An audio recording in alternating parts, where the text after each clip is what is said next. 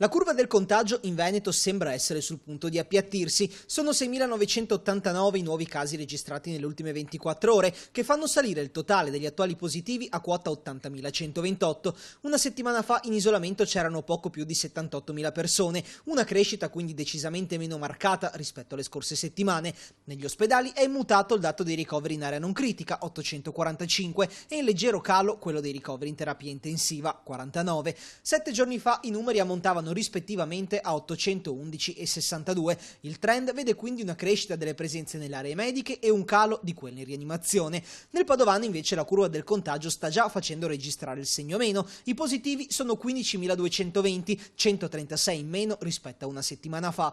Quanto ai ricoveri, l'azienda ospedaliera di Padova fa registrare 75 pazienti in area medica, 3 in più rispetto a una settimana fa e 2 in terapia intensiva a fronte dei 6 di 7 giorni fa. Un po' di preoccupazione però rimane per i quasi 400 sanitari assenti tra positivi e sospesi, e ora che cominciano a venir meno le restrizioni, il direttore generale Giuseppe Dalben chiede comunque prudenza e attenzione. L'invito è quello che dobbiamo assolutamente dare e diffondere, è che il virus è presente e sta circolando in maniera importante, le positività anche se si sono stabilizzate hanno numeri importanti, le nuove positività in particolare, e quindi l'uso della mascherina da tenere sempre a portata di mano, da usarla nei casi di assembramenti, al chiuso, stare attenti al distanziamento sociale, attenzione all'igiene, quindi a queste misure che ormai conosciamo da tempo.